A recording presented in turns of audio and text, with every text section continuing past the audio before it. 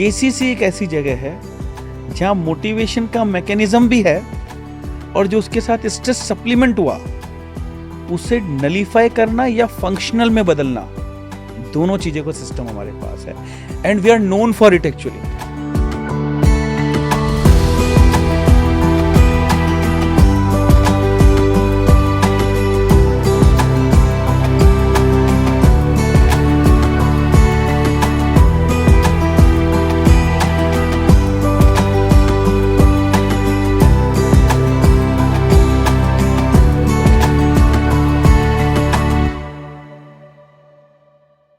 आपका स्वागत है कान्हा स्टूडियो में। आप कान्हा कोचिंग सेंटर में डायरेक्टर हैं और कान्हा कोचिंग सेंटर अपने आप में एक नई इंस्टीट्यूशन है, एक कान्हा का एक इंटीग्रल पार्ट है और धीरे धीरे ये बहुत लोगों तक पहुंच रहा है, लेकिन अभी भी कुछ लोगों को पूरी इन्फॉर्मेशन नहीं है। तो सबसे पहले तो हम जानना चाहेंगे कि कान्हा कोचिंग सेंटर में क्या क्या पढ़ाया जाता है, क्या कोचिंग दी जाती है। First of all thank you Rudra भैया कि आपने बुलाया और ये जानने की इच्छा रखी और इसके माध्यम से आप सब तक ये पहुंचाना चाहते हैं।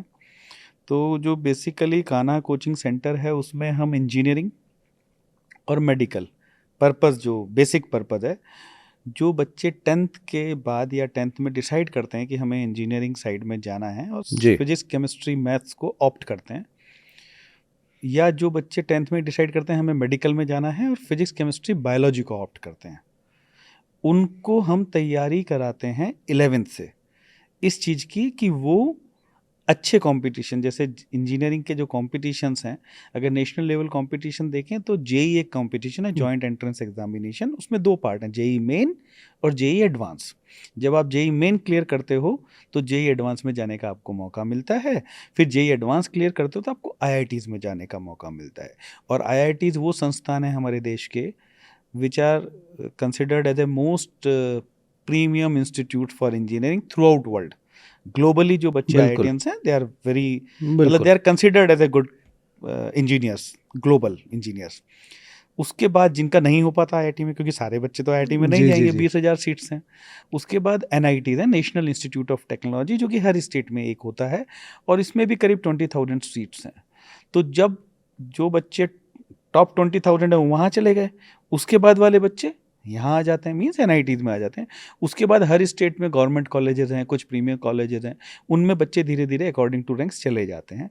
तो हमारा सोल पर्पज़ है कि जितने भी बच्चे हमारे यहाँ आएँ वो सब बहुत अच्छे इंस्टीट्यूट्स में चले जाएं। कोशिश है कि आईआईटीज़ में चले जाएं, ना जा पाएँ तो एनआईटीज़ में चले जाएं और दूसरे इंस्टीट्यूट्स में चले जाएं, क्योंकि हर बच्चे के अंदर 2 साल के अंदर इस लेवल पे ट्रांसफॉर्मेशन आना चाहिए कि वो जिस जगह है उससे बेहतर हो जाए। ये हमारा केसीसी का इंजीनियरिंग के बच्चों के लिए गोल है, जो कॉमनली सभी कोचिंग इंस्टीट्यूट्स का गोल होता है। सिमिलरली मेडिकल कॉलेज की बात करते हैं, जो बच्चे फिजिक्स केमिस्ट्री बायोलॉजी लेंगे 11th में, उनको हम फिजिक्स केमिस्ट्री बायोलॉजी के साथ तैयार करेंगे और 12th के बाद उनका एक एग्ज़ाम होता है जिसे हम नीट बोलते हैं। पूरे इंडिया में मेडिकल कॉलेजेस हैं, सीट्स हैं 2 लाख करीब, उसमें वो जा सकते हैं अच्छे से पढ़ाई करके।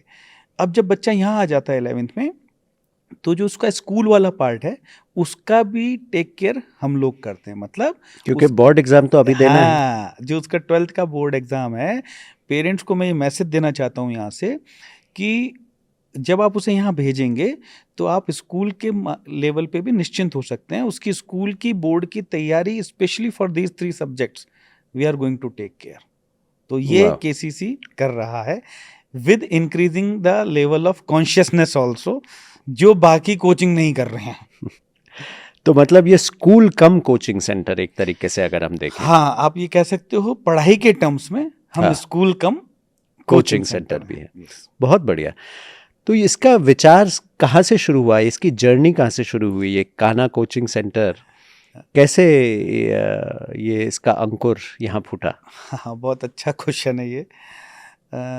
सी क्या था कि अपना यहाँ पर एक स्कूल है THLC कान्हा में, आपको पता ही है। तो उसमें बहुत सारे बच्चे थे जो 10th में थे और 11th में प्रमोट होने वाले थे। तो उनके सामने एक समस्या खड़ी हो गई, क्योंकि जो यहाँ आता है वो जाना नहीं चाहता, ये जगह बहुत अच्छी है। तो वो ये सोचे कि अब हमको जाना पड़ेगा तैयारी करने, क्योंकि हिंदुस्तान में कुछ एक जगह फेमस है कोचिंग के लिए, जैसे कोटा, जैसे मैं जी खुद जी। कोटा से हूँ और कोचिंग से जुड़ा हूँ 28-29 सालों से, अरे है वाह। ना। और बहुत सारे सेंटर्स पूरे इंडिया में इंजीनियरिंग मेडिकल के चलाए हैं। तो बच्चों को कोटा जाने की भी इच्छा नहीं थी। बच्चों को हैदराबाद भी एक अच्छा प्लेस है साउथ के पॉइंट ऑफ व्यू से, कोचिंग के पॉइंट ऑफ व्यू से, वहाँ भी नहीं जाना था उन बच्चों को जो अपने यहाँ थे। हम्म। इंदौर दिल्ली भी नहीं जाना था। अब उनको ये फैसिलिटी चाहिए थी और वो चाहते थे कि पढ़ाई भी उसी लेवल पे हो जो वहाँ होती है, मीन्स पढ़ाने वाले भी उसी स्टैंडर्ड के होने चाहिए और जगह भी नहीं छूटे। हालांकि बहुत डिफिकल्ट कॉम्बिनेशन था ये। बिल्कुल। देन वी थॉट कि चलो लेट्स स्टार्ट, अपन इन बच्चों के लिए अच्छी फैकल्टीज़ को बुलाते हैं। लेकिन एज यू नो, कोई भी जो अच्छी फैकल्टीज़ हैं, they want to thing, they want strength also and they want money also. Correct correct, it should. Even if we were ready to pay money, as you know that we are not people who are balance sheet driven. हम बच्चों के point of view कोई वही centric हैं हमारे लिए, quality compromise balance नहीं। Sheet centric नहीं है हाँ अपन हाँ। लोग ना, स्टूडेंट सेंट्रिक हैं। तो ये बात हुई कि चलो let's call all best of best. We were ready. Brother Umakant was there actually in initiation. He is also one of the director. So he said, okay, let's go for it. But हुआ क्या, faculties were not ready to come just on the basis of money, they want strength also. तो वो strength उतनी नहीं थी जो उनको motivate करे यहाँ लाने के लिए। तो फिर ये दिमाग में आया कि क्यों ना हम एक सेपरेट वर्टिकल स्टार्ट करें, और इससे अच्छी ब्लेसिंग्स भी नहीं होंगी हमारे लोगों के लिए कि कान्हा में हमें नेशनल स्टैंडर्ड का सिस्टम मिल जाए जो हमें प्रिपेयर कर दे इंजीनियरिंग मेडिकल के लिए। और क्यों हम हमारे स्कूल के बच्चों को ये अपॉर्चुनिटी दें, let's make it open for everybody, उससे हमारे दोनों काम हो जाएंगे। तो इस तरीके से केसीसी सीन में आया। दाजी से परमिशन मांगी, दाजी ने बोला yes it is good, go ahead. तो हमने फिर चालू कर दिया। तो दादी का सपोर्ट इस इनिशिएटिव में हमेशा रहा है।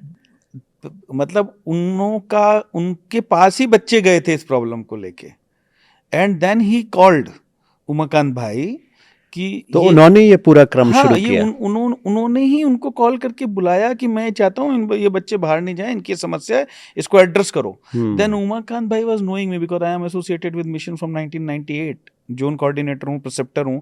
तो उमाकांत भैया पहले से जानते थे क्योंकि वो भी फिजिक्स का बहुत अच्छा इंस्टीट्यूट सोलापुर में चलाते रहे हैं। तो उन्होंने मुझको कॉल किया, यार दाजी ये चाहते हैं और कैसे कर सकते हैं इसको। तो मैं आया, ये कोटा है, ये मेरे को लेके यहाँ आ गए और मेरे को ले जाके दाजी के सामने खड़ा कर दिया। मैंने दाजी को बोला, दाजी चला तो सकते हैं लेकिन चलाना बिल्कुल प्रोफेशनल पड़ेगा और अच्छा खासा इन्वेस्टमेंट होगा क्योंकि सारे पढ़ाने वाले बहुत महंगे होते हैं। तो दाजी बोले go ahead, I don't want to do any compromise of any quality, मेरे बच्चे बेस्ट होने चाहिए। And he said it go ahead. उसके बाद ही then we started. Wonderful wonderful.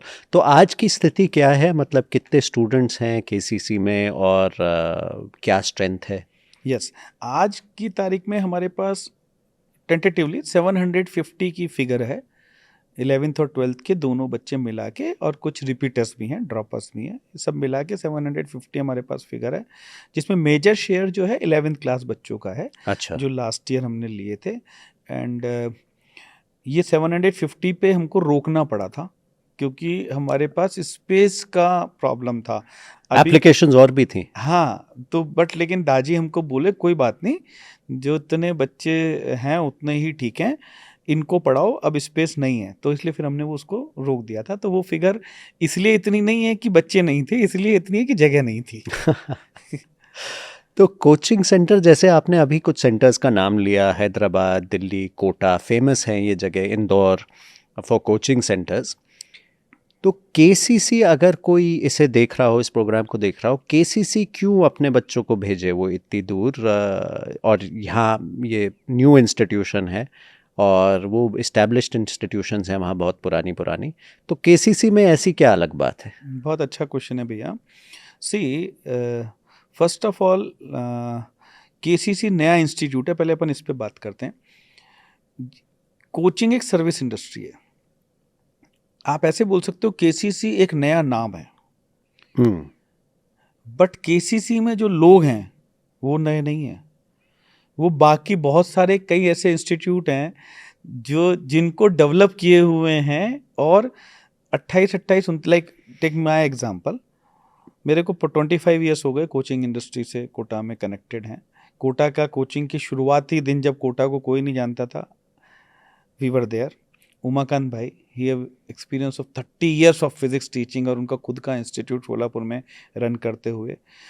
Plus जो हमारे मेंटोर हैं, जो केसीसी को मेंटरिंग करते हैं या कंसल्टेंट हैं, वो कोटा से हैं, मिस्टर पी जॉय, जो कि अपने आप में एक लेजेंड हैं, जिनका नाम बहुत बड़ा है। और वो कोटा में उस जमाने से हैं 95 से, जब कोटा को कोई नहीं जानता था। और 200 से ज़्यादा सेंटर पूरे इंडिया में उन्होंने इंजीनियरिंग और मेडिकल के रन किए हैं। तो वो एक्सपीरियंस उनके पास है और वही डे वन से हमारे साथ हैं। उन्हीं के थ्रू हम सारी एकेडमिक्स और फैकल्टी रिक्रूटमेंट और वो जो प्रोसेस है उसको अडॉप्ट करते हैं। तो अब अपन सोचते हैं कि केसीसी में एक सौरभ मिश्रा हो गए, एक उमाकांत जी हो गए और एक जॉय सर हो गए। ये तीनों लोगों का एक्सपीरियंस मिला लें तो यू कैन अंडरस्टैंड, कोटा भी हो गया, हैदराबाद भी हो गया, है ना। प्लस वो केमिस्ट्री के लेक्चरर भी हैं, अदरवाइज उमाकांत भाई फिजिक्स के लेक्चरर हैं, ठीक है। प्लस जो हमारा मटेरियल है या जो जो एक्सपर्टाइज है उसके पीछे, जो दिमाग है, वो 30-30 साल का एक्सपीरियंस लेके आया है। और बेस्ट ऑफ कोटा और बेस्ट ऑफ हैदराबाद के साथ हम हैं। तो यस, हमारा नाम नया है, बट जो हम काम कर रहे हैं वो काफ़ी एक्सपीरियंस के साथ काम कर रहे हैं सभी लोग। yes. अरे वाह। तो आपने अभी बेस्ट ऑफ कोटा की बात करी। एक हम तो बेस्ट भी सुनते हैं कोचिंग सेंटर के, लेकिन एक वर्स्ट साइड भी होती है कोचिंग सेंटर्स की। बहुत कहानियां हम सुनते हैं, टीवी पे भी अनेक सीरियल देखते हैं कि रैगिंग बड़ी होती है, लिविंग कंडीशन बहुत पुअर होती है, हाइजीन का कोई मेंटेनेंस नहीं है, खाने पीने का कोई ध्यान नहीं रखता है बच्चा, क्योंकि इस एज पे होता है, सब्सटेंस अब्यूज़ भी चलता है। तो उस हिसाब से केसीसी की क्या हालात हैं? बहुत अच्छा क्वेश्चन है भैया। हम सभी को पता है कि जहाँ भी मोटिवेशन होता है वहाँ स्ट्रेस एक सप्लीमेंटेशन में आता है जी। दुनिया में कहीं भी अगर आप मोटिवेट होंगे तो सप्लीमेंट साथ में स्ट्रेस आएगा। और बाकी दुनिया में सभी जगह मोटिवेशन दिया जाता है, सारे एफर्ट्स लगाए जाते हैं मोटिवेट करने के लिए, बट जो उसके साथ स्ट्रेस सप्लीमेंट हो रहा है उसको नलीफाई करने के लिए देयर इज़ नो मैकेनिज्म कहीं भी, not even in Kota, not even in Hyderabad and not even in any corporate world. There is only a mechanism for motivation. So अब आपने बहुत अच्छा क्वेश्चन पूछा। केसीसी एक ऐसी जगह है जहां मोटिवेशन का मैकेनिज्म भी है और जो उसके साथ स्ट्रेस सप्लीमेंट हुआ उसे नलीफाई करना या फंक्शनल में बदलना, दोनों चीज़ों का सिस्टम हमारे पास है and we are known for it. Actually our organization Heartfulness is known for this particularly. हमारा स्पेशलाइजेशन तो उसी में है। हमारी संस्था आज इतने सारे देशों में काम कर रही है, तो अगर कोई पूछे कि हमारे रिलैक्सेशन के बाद क्या होता है या हमारी प्रैक्टिस फॉलो करने के बाद क्या होता है, तो वो सबसे पहले बोलता है पीस मिलता है। तो वो तो हमारा स्पेशलाइजेशन है। कोचिंग जरूर हमारे लिए नहीं हो सकती है। तो मैं क्यों कह रहा हूँ कि केसीसी ही वो प्लेस है जहाँ हमें दोनों चीज़ें मिलती हैं। जब बच्चा यहाँ आता है, क्लास में जाता है, IITians की टॉक देखता है, IITian बनना चाहता है, वर्क कर रहा है, प्रेशर है, पढ़ रहा है, एट द सेम टाइम उसको एक स्ट्रेस आ रहा है।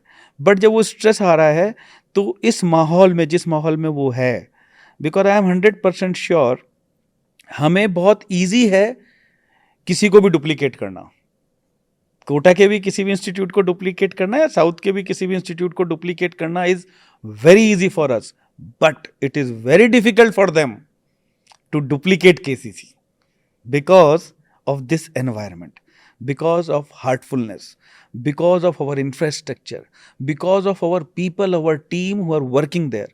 All of us who are working there and who are in direct connect with the students, they are working here out of love. They are not having a feeling of job actually. They have a feeling of service, especially our non-teaching people.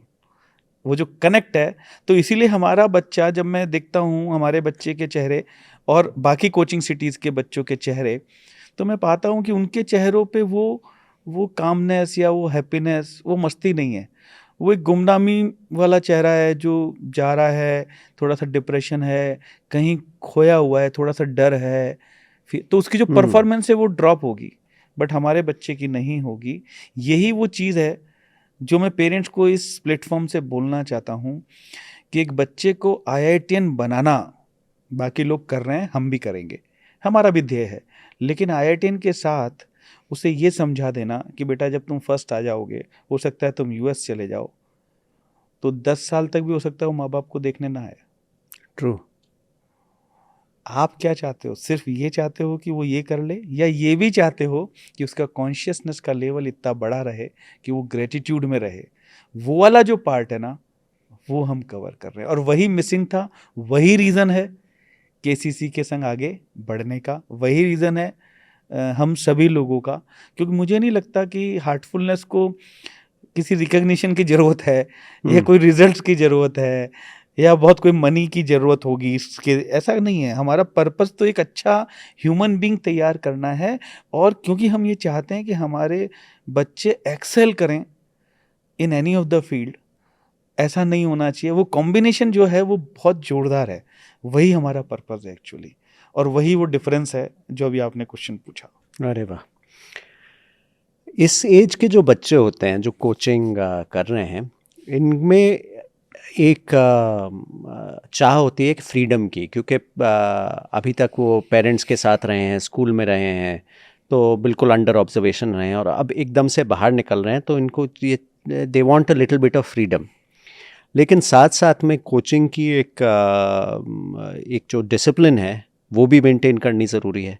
तो KCC इसको कैसे balance करता है? Yes, ये बहुत अच्छा question है भैया, because I have seen lot of coaching institute, they are working only on one thing, that is discipline. And I will not say discipline, that is a forced discipline actually. There are two type of discipline. One is forced and one is self.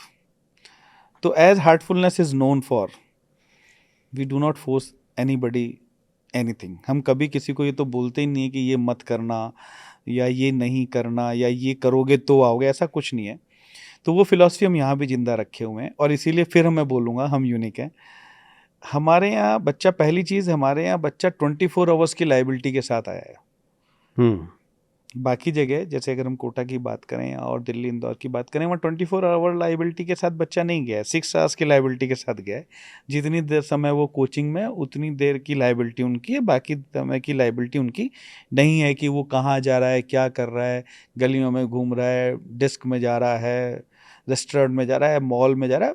Nobody bother, किसी को लेना देना नहीं है, क्योंकि वो coaching में आ रहा है, that is their job, right. वो सही भी है अपनी जगह।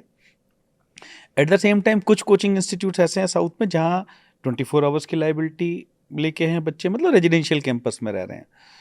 तो अब रेजिडेंशियल कैंपस में फोर्स डिसिप्लिन अगर हम लगाते हैं, मतलब वो उसको सुबह से लेके रात तक फोर्सटिवली आपने बंद कर दिया है, सब चीज़ें डिसअलाउ कर दी हैं, तो जो आप उसके अंदर एक एटीट्यूड डेवलप कर रहे हो, कहीं ना कहीं वो ऐसा लग रहा है जैसे वो प्रिजनर हो गया।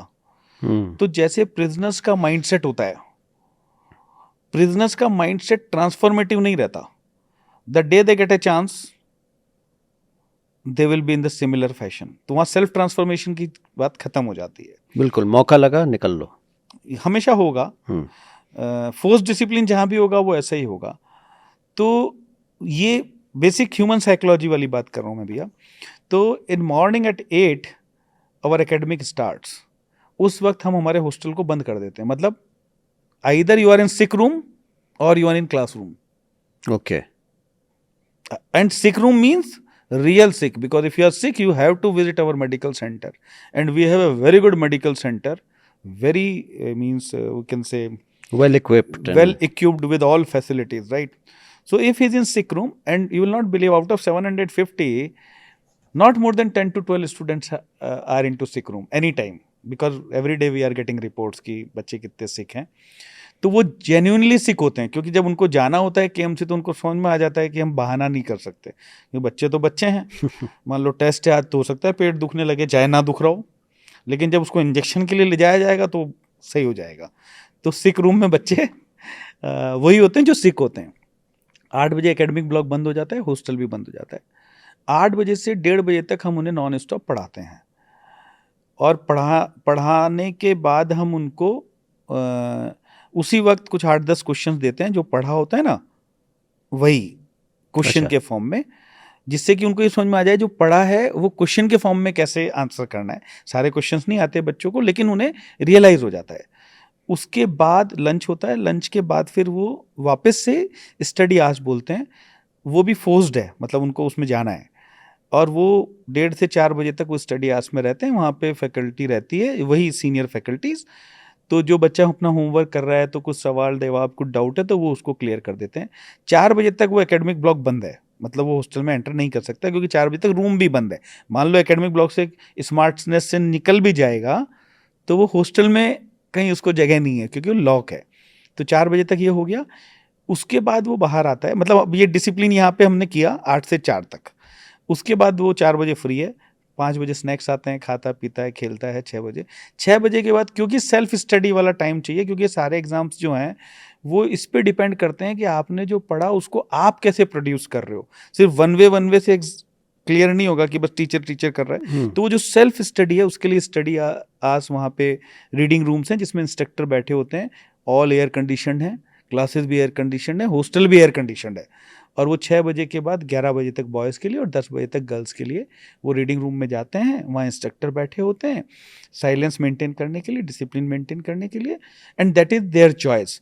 क्योंकि in their dorm also there is chair and table, जहाँ वो चाहें तो पढ़ लें। बट कुछ बच्चे हैं जो नहीं पढ़ सकते और कुछ बच्चे हैं जो पढ़ सकते हैं, तो दोनों चॉइस उनके पास दे देते हैं। यहाँ हम उन पर डिसिप्लिन लाद नहीं रहे हैं, हालांकि it is very easy. We can hire 2 people and forcibly we can push them into that. Correct. But वो हमारा पर्पस नहीं है, फिर वही गड़बड़ हो जाएगी। Then we are copying that system. So to copy is very difficult. To get disciplined forcibly is very easy. To make them self-disciplined is a difficult task. And yes, we are facing difficulty in that. वो हमारे लिए बहुत difficult है वो वाला काम करना, और हम फेस कर रहे हैं, चैलेंज फेस कर रहे हैं, लेकिन धीरे धीरे धीरे ट्रांसफॉर्मेशन बच्चों में आ रहा है। जब आए थे नए नए 1-2-3 महीने तो कुछ कुछ इशू करते रहते थे, बट अब लेकिन वो हमारे लिए ये वाला काम ज़्यादा डिफिकल्ट है और वो काम कॉपी करना बहुत ईजी है, बट हम वो नहीं कर रहे भैया। आई थिंक वो ये डिफ़िकल्टी तो सब पेरेंट्स पर्सनली भी फील करते हैं कि कितना अपने बच्चे को डिसिप्लिन करना है, कितने उसको ढील देनी है। ये this is a ongoing debate, not just in an institution but even individual parents face this. So but here you are dealing with it and you, तो जब ऐसे इश्यूज होते हैं वो आप किस चीज़ से प्रेरणा लेते हैं? Where is your reference come from कि how to deal with it? Yes ये बहुत अच्छा क्वेश्चन करा भी आपने। जैसे मेरा बच्चा है, मेरा एक बेटा है एक बेटी है, मैं कोटा में ही रहता हूँ, बहुत सारे बच्चों को देखता हूँ। तो मैं जब भी बच्चों को देखता हूँ ना, तो मुझे लगता है अगर ये मेरा बच्चा होता तो मैं इसको कैसे टैकल करता, और अगर मैं पेरेंट होता तो मैं इस एक्शन पे क्या सोचता, दोनों तरफ। तो जैसे मोबाइल है, अभी आज की तारीख में सारे पेरेंट्स के लिए बहुत बड़ा इशू है बच्चों का मोबाइल, और वो ये चाहते हैं कि बच्चों को मोबाइल से दूर कर दें, सभी ये चाहते हैं। लेकिन पेरेंट्स के घर में जब वो बच्चा वहाँ होता है तो कभी उसको दूर नहीं कर पाए हैं। बिल्कुल बिल्कुल, जब वो उसके उनके घर में है तो उसको दूर नहीं कर पाए। ये क्वेश्चन दादी से भी कितना पूछा जाता है कि मेरा बच्चा स्क्रीन से एडिक्टेड है, फ़ोन से एडिक्टेड है, मैं क्या करूं, कुछ नहीं कर पा रहा। वो बहुत कॉमन इशू है भैया। लेकिन जब वो यहाँ आते हैं, सारे नहीं, कुछ पेरेंट्स ये चाहते हैं कि आप मोबाइल डिसअलाउ कर दो। अब ऐसा वो पता है क्यों कह रहे हैं? क्योंकि वो उसको यहाँ छोड़ के जा रहे हैं, तो वो ये चाहते हैं इसको डिसअलाउ कर दो, जबकि जब वो घर में था तो वो कभी डिसअलाउ नहीं करा पाए हैं। अब 16 साल तक तो वो डिसअलाउ नहीं करा पाए हैं, हमसे ये एक्सपेक्ट कर रहे हैं कि हम इसको इमीडिएटली कट कर दें। कर सकते हैं, कोई प्रॉब्लम नहीं है। लेकिन जब वो अपने घर में बच्चे से मोबाइल कट करते हैं तो बच्चे की मनस्थिति जो है वो कैसी होती है उनको पता है। इवन बच्चे वायलेंट हो जाते हैं बिल्कुल बिल्कुल, या बच्चे इमोशनल ब्लैकमेल करने लग जाते हैं, गुमसुम हो जाएंगे चुप, तो माँ बाप डरते हैं। सेम चीज़ हमारे साथ भी तो है। और जब वो अपने एक बच्चे को टैकल नहीं कर पाए तो यहाँ 800 को कैसे करेंगे हम? अब ये कलेक्टिव रिस्पॉन्सिबिलिटी है, या तो वो उसको मोबाइल देके ना भेजें, स्मार्टफोन देके, या अगर भेजें तो हमने इसका क्या सोचा भैया, 8 घंटे मोबाइल अलाउड नहीं है मॉर्निंग 8 से 4 बजे तक एडमिन ब्लॉक में। वो एकेडमिक में बिल्कुल एकेडमिक ब्लॉक में हम जब वो सो रहा है 11 बजे के बाद तब भी अलाउड नहीं है 11 बजे से। तो 11 बजे से लेके अगले दिन 4 बजे तक मोबाइल अलाउड नहीं है। बाकी बचे 7 आवर्स, यानी कि 24 आवर्स में से 17 आवर्स हमने उसको विदाउट मोबाइल कर दिया है। अभी 7 आवर्स भी लेकिन चैलेंज है, हम उसमें भी उसको रिड्यूस करना चाहते हैं। तो हमने यूजर्स गाइडलाइन बना दी। कि भाई 4 बजे से 8 बजे तक आप मोबाइल यूज़ कर लो। क्योंकि क्या होता है, कई बच्चे जस्टिफाई करते हैं उसको कि हमें मोबाइल में पढ़ना है। हालांकि वी ऑल नो कि कितना पढ़ना है, ऑलरेडी हम इतना पढ़ा रहे हैं फिर भी पढ़ना है। लेकिन पेरेंट्स कई बार नहीं समझ पाते, तो हम उसको 4 से 8 करके यूजेस गाइडलाइन बना के उसे कंट्रोल कर रहे हैं। बट स्टिल हम ये चाहते हैं कि अगर पेरेंट्स ना दें मोबाइल तो और अच्छा है, बिल्कुल।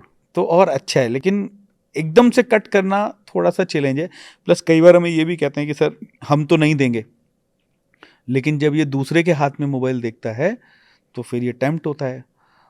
तो मैं कहता हूँ सर अब आप बताओ, दूसरे के हाथ में देख के टेम्प्ट हो रहा है, तो घर में जब ये था तब आप दोनों ने मोबाइल यूज करना बंद कर दिया था क्या?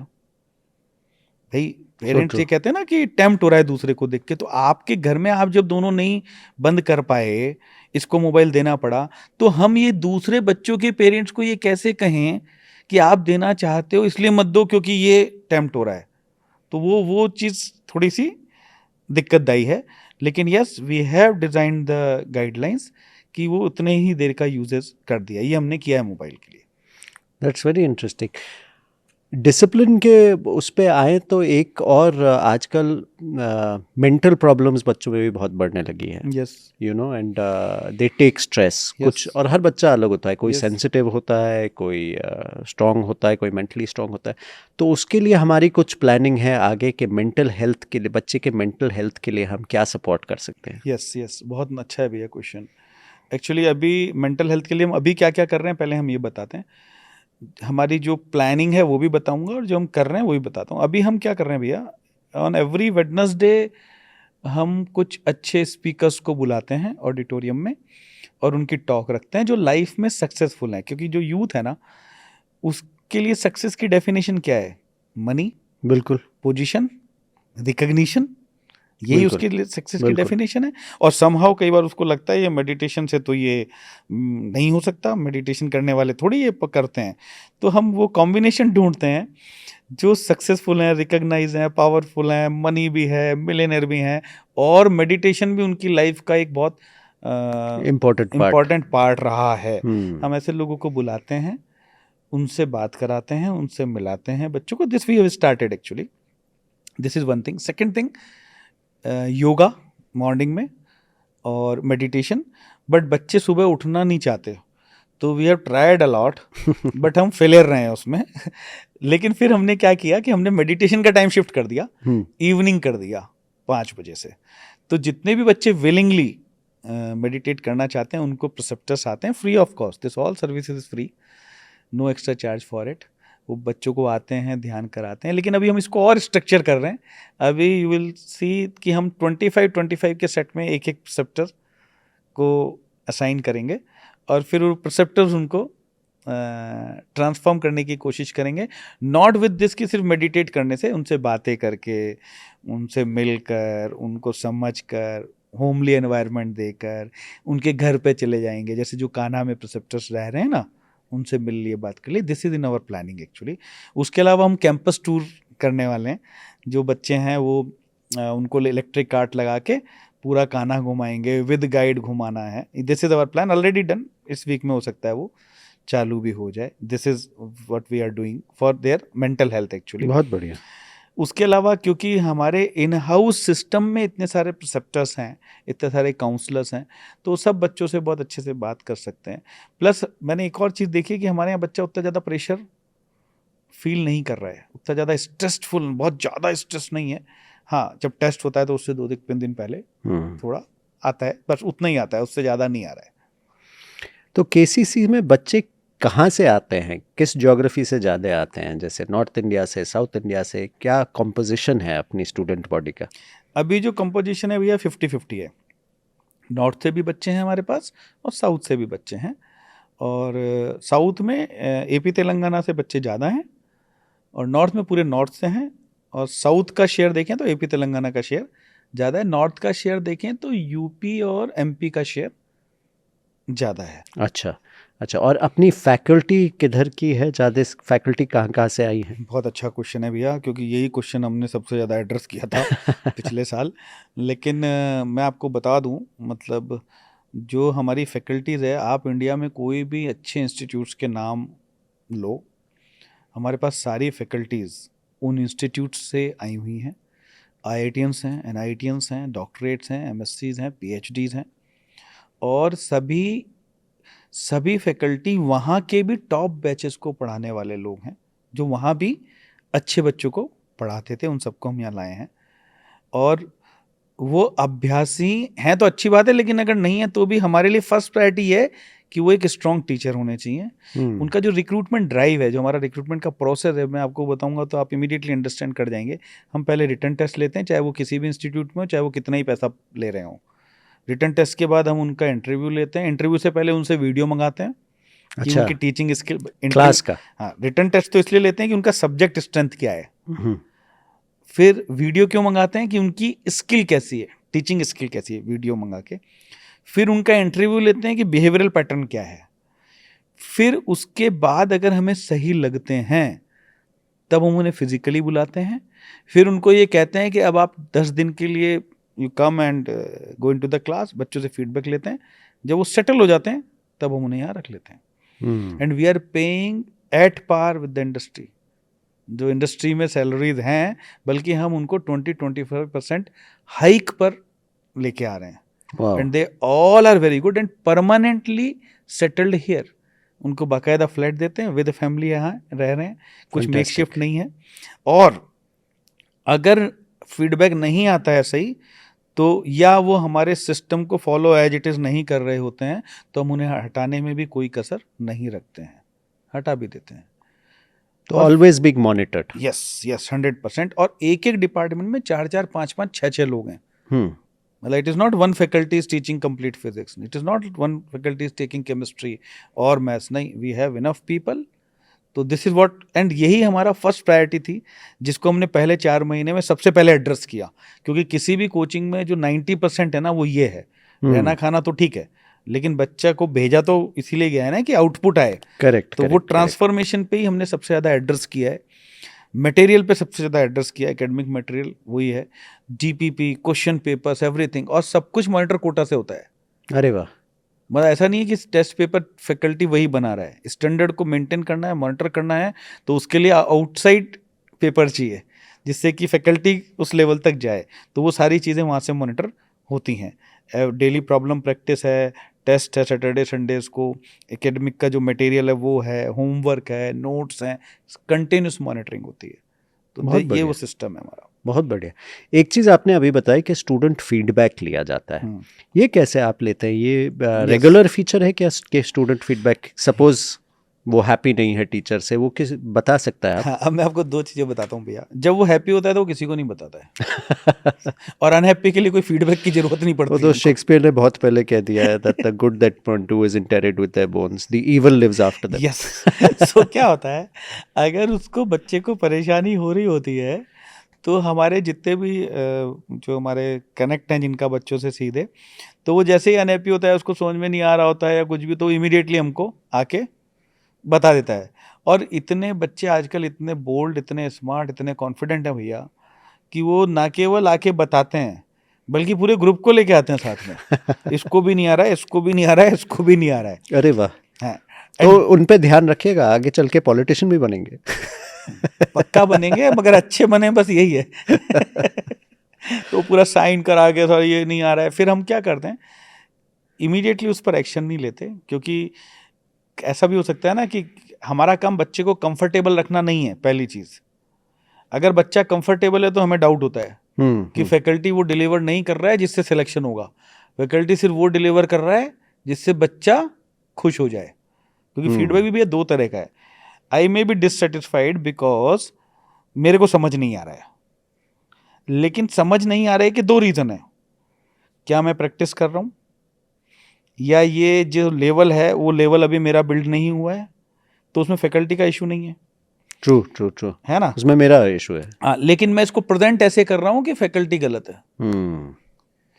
तो ये भापना बड़ी। यस, ये भापा जा सकता है उनके नोट्स को ऑडिट करके। अरे वाह। तो हम हमेशा, जो हमारे मेंटोर हैं, वो क्या करते हैं, नोट्स बच्चों के मंगाते हैं, फोटो खींचते हैं और मेल कर देते हैं। तो हम उससे ये समझ में आ जाता है कि ये टीचर का प्रॉब्लम है या स्टूडेंट का प्रॉब्लम है। मैं बहुत कॉमनली बता रहा हूँ, अगर इंटेलिजेंट स्टूडेंट है तो सब्जेक्ट में रफ वर्क में 2 रजिस्टर कम से कम रफ वर्क के एक सब्जेक्ट के हर महीने भर जाने चाहिए। अब वो नहीं भर रहा है, मतलब वो प्रैक्टिस नहीं कर रहा है। जैसे अभी फिजिक्स की बात करें तो 3 से 4 हज़ार क्वेश्चन बच्चों को दे चुके हैं। अब अगर बच्चों ने वो नहीं प्रैक्टिस किया है तो उसको फिजिक्स में प्रॉब्लम आ रहा है। वो कहेगा मेरे फिजिक्स समझ में नहीं आ रही है, बट समझ में नहीं आ रही है तो उसे एफर्ट ज़्यादा डालना है ना। तो ये Correct. सारे सिस्टम हमारे पास हैं जिससे हम ये समझ पाते हैं कि प्रॉब्लम लाई कहाँ कर रही है। कई बार पेरेंट्स को नहीं समझ में आता बेचारों को, बच्चा यहाँ से कहता है मुझे फिजिक्स समझ में नहीं आ रही, पेरेंट कहता है अरे सर आप क्या फिजिक्स अच्छी। अब क्योंकि पेरेंट को तो ना तो उसने ना वो यहाँ है ना हो कॉन्टेक्स्ट सकता नहीं है हाँ, कोई। हाँ, तो उसके पास पूरा कंप्लीट ड्रोन व्यू नहीं है उसके पास, उसका एक टनल व्यू है। तो वो उस व्यू पे हमसे बात कर रहा होता है, फिर हम उसको समझाते हैं सर आप पहले उससे पूछो बात करो, तो फिर वो रियलाइज कर जाता है। इस तरह से हम फीडबैक या ऑडिट करते हैं जिससे चीज़ें ट्रैक पर रहें। बड़ा इंटरेस्टिंग है। आई मीन आपको बिल्कुल एक तरीके से इतना बैलेंस रखना है। आपने कहा है कि कंफर्टेबल भी नहीं होना है बच्चों को कि वो रिलैक्स हो जाए, Yes. लेकिन इतना प्रेशर भी नहीं होना है कि वो ब्रेक कर जाए। Yes. तो it's like running a car eight one particular speed. Yes. आपका ना ज़्यादा एक्सलेटर दबे ना कम दबे। Yes exactly. और चैलेंजिंग काम है, बहुत चैलेंजिंग काम है, बहुत। आई मीन आप आम ड्राइविंग में भी कहिए किसी से कि एक ही स्पीड मेंटेन रखो। यहाँ जैसे 20 किलोमीटर्स पर आकर स्पीड लिमिट है, उसको मेंटेन रखना बड़ा मुश्किल है कि एग्जैक्ट उस पे या तो ओवर चले जाते हो या अंडर रहते हो। एग्जैक्ट उस पे रहना तो बहुत मुश्किल काम है। मुश्किल काम। एक चीज़ मैं पूछना चाह रहा था, रहन सहन सबके अलग अलग होते हैं, सबके सॉर्ट ऑफ हैबिट्स अलग अलग होते हैं। तो यहाँ लिविंग इंफ्रास्ट्रक्चर कैसा है स्टूडेंट्स के लिए? अच्छा क्वेश्चन है। जो हमारा लिविंग इंफ्रास्ट्रक्चर है अभी, जो करंट लिविंग इंफ्रास्ट्रक्चर है वो भैया ऐसा है कि डॉम्स बने हुए हैं और एक एक डॉम में डॉम के साइज़ के हिसाब से, बिकॉज कि जो भी हमारी बिल्डिंग है this is basically A transit building, क्योंकि जो नई जगह हमें मिली हुई है जहाँ नया कंस्ट्रक्शन हो रहा है या होगा वो तो वैसे ही हो रहा है। तो अभी ये वो हमारे डॉर्मेट्रीज हैं हमारे पास, ये इंटरिम बिल्डिंग है। हाँ, और इसमें 10-12 मैक्सिमम 14 बेड्स हम लगाते हैं। डिज़ाइनिंग इस तरह से करते हैं वार्डरोब लगा के, क्योंकि बच्चे को एक अलमीरा है, चेयर है, टेबल, तो इस तरह से रखते हैं कि जितनी प्राइवेसी जरूरी है। बहुत ज़्यादा प्राइवेसी देंगे तो मॉनिटरिंग खत्म हो जाती है। करेक्ट है ना, क्योंकि वार्डन फिर डॉम में जाएगा तो उसको दिखेगा ही नहीं, तो उसे मॉनिटर भी करना है और प्राइवेसी भी देनी है। तो उसका डिज़ाइनिंग ऐसे करते हैं कि वो प्राइवेट रहे। लेकिन मैंने देखा, ऑब्जर्व किया कि हमारी डिज़ाइनिंग कुछ भी हो, बच्चे आने के बाद सब ऐसे बन जाते हैं कि वो सारी वो प्राइवेसी तो सब खत्म और वो सब एक साथ हो जाते हैं। That what I felt actually. But हम जो स्टैंडर्ड बता रहा हूँ वो ऐसे देते हैं और वो बच्चे एक साथ रहते हैं। हमारे पास स्टेट ऑफ आर्ट वॉशरूम्स हैं जो किसी 3 स्टार 5 स्टार कैटेगरी के वॉशरूम्स होते हैं। We are maintaining that type of washroom. जो साइज है, जो रेशो है, वो इतने ज़बरदस्त हैं।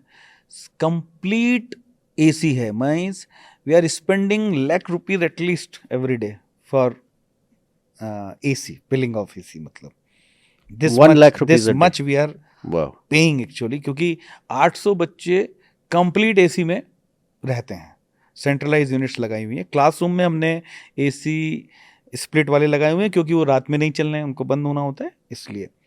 तो अब वो बच्चे जब डॉम में रह रहे होते हैं तो उनको एक चेयर मिला हुआ है, एक टेबल मिला हुआ है, एक बहुत अच्छा बेड मिला हुआ है, एक बहुत अच्छा मैट्रेस मिला हुआ है और वार्डरोब मिला हुआ है। और वो चाहें तो डॉम में पढ़ सकते हैं, चाहें तो वो वहाँ पढ़ सकते हैं। तो इससे फ़ायदा क्या होता है भैया, जब बच्चे, अभी क्या हो रहा है आजकल के बच्चों को ना रहना नहीं आता लोगों के साथ। आपने ऑब्जर्व किया होगा घरों में जी जी। कि जब कोई आपने यहाँ कोई आता है तो बच्चे रूम से बाहर ही नहीं आते हैं। करेक्ट सोशली ऑकवर्ड हैं। हाँ, मतलब वो बस मोबाइल में लगे रहना है, उनको जी, रहना जी, जी, आता ही नहीं है। जबकि जो लाइफ है वो ऐसी नहीं है। जब लाइफ में जाएंगे तो कॉर्पोरेट में भी जाएंगे तो लोगों के साथ ही रहना पड़ेगा, इंटरेक्शन करना ही वो तो पड़ेगा। जरूरी है। कॉलेज में भी जाओगे तो लोगों के साथ रहना पड़ेगा।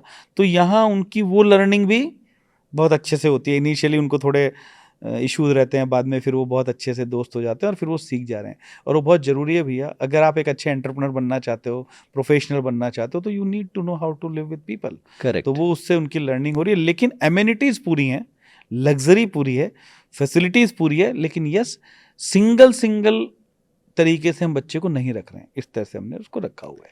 और फूड की बात करें तो फूड का क्या अरेंजमेंट है? बहुत बढ़िया क्वेश्चन है भैया। बहुत ज़्यादातर पेरेंट्स हमसे पूछते हैं, खासकर से माएँ, ले मम्मियाँ जितनी हैं उनको फूड का इशू रहता है। हाँ, हम करीब भैया 17 से 21 आइटम्स बच्चों को एक दिन में सर्व करते हैं, इन ए डे। वाह, मतलब मैं अपनी वाइफ को कई बार बोलता हूँ, यार उपासना, क्योंकि हमारे वार्डन्स जो हैं वो थाली का फोटोग्राफ एवरी डे खींचते हैं और पेरेंट्स को भेजते हैं एवरी डे कि आज खाने में क्या है। तो मेरे पास भी आती है रिकॉर्ड के लिए। तो जब मैं अपने डाइनिंग टेबल पे अपनी थाली देख रहा था तो मुझे बहुत फ्रस्ट्रेशन होता है।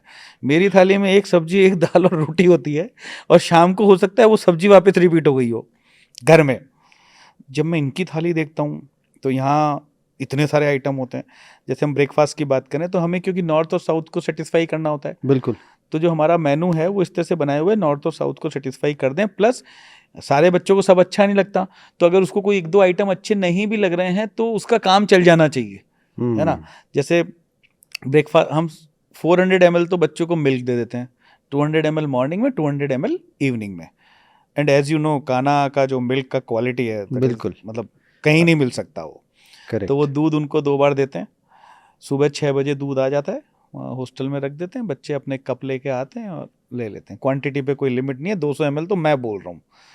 ज़्यादा भी लेते हैं और कई पीते भी नहीं है, जिन्हें पसंद नहीं है, फोर्स कुछ नहीं करते। उसके बाद ब्रेकफास्ट में हमारी कोशिश रहती है, कभी इडली आ गया, कभी पोहा आ गया, कभी पूड़ी भाजी आ गया, कभी पोंगल आ गया, कभी उपमा आ गया, इस तरह से होता है। उसके बाद करीब 10 साढ़े 10 बजे मिड मील बोलते हैं हम उसको, स्नैक्स। लेकिन हम उसके लिए बच्चों को आने को नहीं बोलते, क्योंकि वरना वो एकेडमिक डिसिप्लिन पूरा खराब हो जी, जाएगा। जी, जी, जी। तो उनको बच्चों को साथ में दे देते हैं। तो हमेशा ऐसी कोई चीज़ देते हैं जो उन्हें दी जा सके, जैसे नमकीन का पैकेट दे दिया, चिप्स दे दिया, फ्रूट दे दिया। एंड बेस्ट फ्रूट्स, मतलब आप बोलो एप्पल देख के आपकी खाने की इच्छा हो जाएगी। इस लेवल का एप्पल, इस लेवल का संतरा, इस लेवल का केले, इस लेवल के से, मतलब ऑल फ्रूट्स, मतलब न्यूट्रिशन वैल्यू ध्यान में रखते हुए। फिर उसके बाद लंच हो जाता है। लंच में हमेशा कोशिश ये की जाती है, दाल रोटी चावल सांभर रसम सैलेड दही और जो इस तरह के आइटम, सब्जी, इस तरह से कॉम्बिनेशन हो कि बहुत अच्छे से काम चल जाए। देन फिर इवनिंग में वापस 5 बजे स्नैकिंग होती है। ये डाइनिंग हॉल में होती है क्योंकि बच्चे फ्री होते हैं उस वक्त। तो यहाँ पे कभी मैंगो शेक आ रहा है। जैसे कल की बात बताऊँ तो कल नींबू पानी था और भेल थी, बहुत शानदार। इवन कई बार हम गोलगप्पे तक खिला देते हैं अरे बच्चों वाह! को। और पेस्ट्रीज और केक, मतलब मैं सही बोल रहा हूँ, अगर आप एक दिन का वो मेनू देख लो ना तो आपको लगेगा यार ये तुम खिला खिला के इनको, मतलब मेरे को कई पेरेंट ने फीडबैक दिया है कि साहब मुझे बिल्कुल भी नहीं लग रहा है कि ना इन बच्चों को आपने हॉस्टल में रखा हुआ है। ऐसी लाइफ में तो ये यहीं रहना चाहेंगे, ये पढ़ के जाना क्यों चाहेंगे। ये पेरेंट्स का फीडबैक है। इतना मस्त खिला रहे हो इनको, इतना मस्त रख रहे हो, ये पढ़ेंगे क्यों, मतलब that is what their feedback. वाह! तो बिकॉज दाजी का हमेशा वो रहता है कि भाई हम बच्चों को बहुत अच्छे से रखें, तो फूड का। लेकिन स्टिल कभी कभी ऐसा हो जाता है कि कोई पर्टिकुलर आइटम बच्चे को अच्छा नहीं लग रहा, तो बच्चा उसी दिन अपनी मम्मी को कॉल करता है, मम्मी मेरे को ये पोंगल नहीं खाना, मान लो नॉर्थ का है। तो उसकी मम्मी को क्या लगता है, ये बच्चे बहुत परेशान है बेचारे लेकिन वो उस दिन ही फ़ोन कर रहा है। लेकिन जिस दिन पेस्ट्री आई है, जिस दिन भेल आई है, जिस दिन मैगी आया है, मतलब मैगी तक भी, नूडल आए हैं, मंचूरियन आया है, उस दिन कोई फ़ोन नहीं होता। तो इसीलिए हमने वो फ़ोटो खींच के भेजना चालू किया था कि भाई रोज भेजो, कम से कम पता आना चाहिए। तो हम काउंसलिंग में वो मेनू दिखा देते हैं आजकल। तो ये बहुत बढ़िया, मतलब आप पेरेंट्स को भी वो हम इनिशियली भैया फेस किया सैटिस्फाइड ना, रख रहे हैं। वो 1 महीने फेस किया तो फिर जी, हमने जी, जी। निकल गया सर सॉल्यूशन की, ऐसा जी। करो। तो आपकी तो कोचिंग में इतनी एक्सपीरियंस है, इतने कोचिंग इंस्टीट्यूट्स आपने देखे होंगे, तो उनके कंपैरिजन में जो फैसिलिटीज़ आप यहाँ देखते हैं, क्या कंपैरिजन है इन दोनों का? मैं अगर बोलूँ तो बहुत, मतलब जो एकेडमिक्स है वो किसी भी बेस्ट लेवल की जो एकेडमिक्स है वो हम यहाँ पे दे रहे हैं। जो डिफरेंस आ रहा है वो हमारे क्वालिटी ऑफ फूड में आ रहा है। जो डिफरेंस है हमारे इस एनवायरनमेंट में आ रहा है, जो कभी कहीं नहीं मिल सकता। ऑक्सीजन में आ रहा है जो हम दे रहे हैं, प्लस जो टच है, जो कनेक्ट है, जो फील है बच्चे को, वो आ रहा है। क्योंकि जैसे मैं बताऊं, अगर हम कुकीज़ देते हैं बच्चों को, तो हमारी कुकीज़ में पाम ऑयल मिक्स नहीं है।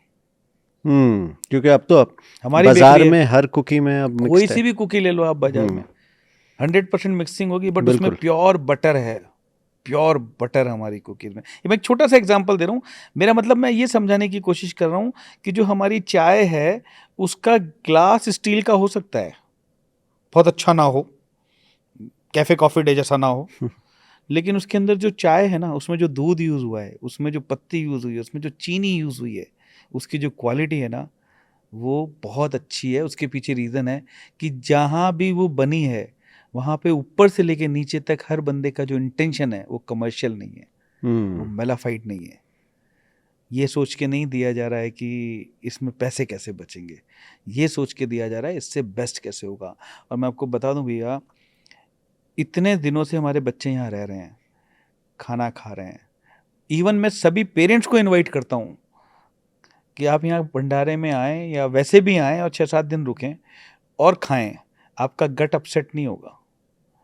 और आप यही चीज़ कहीं भी करके देखें, आपका गट अपसेट हो जाएगा। It means the quality of food, anything is absolutely in a purest form, we are delivering in a purest form anything, दाल हो, चावल हो, आटा हो, कुछ भी। ये दाल चावल आटा इतना इंपॉर्टेंट नहीं है, ये इंपॉर्टेंट इसलिए कि इसके पीछे आपको हमारे इंटेंशन समझ में आ जाएंगे कि हम किस लेवल पे डिलीवरी कर रहे हैं, इसलिए मैं आपको ये वाली बात बता रहा हूँ। तो it is, and that itself create a difference बिल्कुल फ्रॉम अदर बिल्कुल। Coaching institute. या जो स्ट्रेटजी मेकर हैं, या जो डिसीजन मेकर हैं, या जो थिंक टैंक हैं, या जो टॉप मैनेजमेंट है, उनका जो थॉट प्रोसेस है इस पूरे प्रोजेक्ट को करने के लिए, उसका जो अल्टीमेट ऑब्जेक्टिव है, वो ऑब्जेक्टिव वो नहीं है जो बाकी सारे कोचिंग इंस्टीट्यूट्स का है। रिजल्ट लाना ऑब्जेक्टिव हमारा भी उनका भी है, लेकिन रिजल्ट लाना क्यों है, वो जो ऑब्जेक्टिव उनका है और वो जो ऑब्जेक्टिव हमारा है, उसमें बहुत डिफरेंस है। हमें रिजल्ट लाना इसलिए नहीं है कि इससे बहुत सारे बच्चे आएंगे फिर बहुत सारे पैसे आएंगे, ऐसा नहीं है ना। हमारा ऑब्जेक्टिव रिजल्ट लाना इसलिए कि ये रिजल्ट आएगा, ये बच्चा हार्टफुलनेस के कैंपस में पढ़ के जाएगा, ये मेडिटेशन सीख के जाएगा, और जब वहाँ पहुँचेगा किसी अच्छी जगह, तब ये मेडिटेशन की बात करेगा, एक अच्छा ह्यूमन बीइंग होगा, और उससे जो कनेक्ट होंगे लोग उसके इन्फ्लुएंस से, वो उनको ट्रांसफॉर्म कर पाएगा। That is our ultimate objective. वो डिफरेंस है बाकी जगह और हम में। वाह वाह। आपने अभी रिजल्ट्स की बात करी, तो क्या अभी कोई बैच केसीसी का एक कम्पिटिटिव एग्जाम्स दे चुका है? यस, अभी इस साल हमारे बच्चे देंगे, लेकिन पिछले साल भी कुछ बच्चे थे ना जो 12th में आ गए थे या जी जी जी। ड्रॉप, तो कुछ रिजल्ट था, तो मैं वो भी शेयर करता हूँ आपसे। यहाँ पे ना स्टेट बोर्ड होता है, मतलब 11th में भी बोर्ड होता है, जैसे सीबीएसई में तो 12th में ही बोर्ड होता है। जी जी। उस बोर्ड में टॉप 10 स्टूडेंट्स में 3 बच्चे हमारे थे।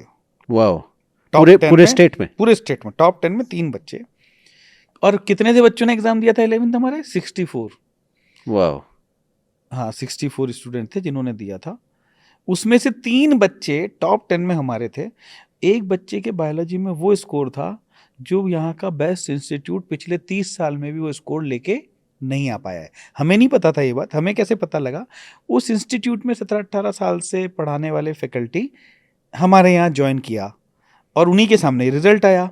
तो उन्होंने ये बोला, सर आई एम, उन्होंने ये वर्ड यूज़ किया, सर आई एम सरप्राइज्ड कि आपके बच्चे ने इतना स्कोर कैसे किया, when we are trying from last 18 year, तब भी ये स्कोर नहीं मिला हमको।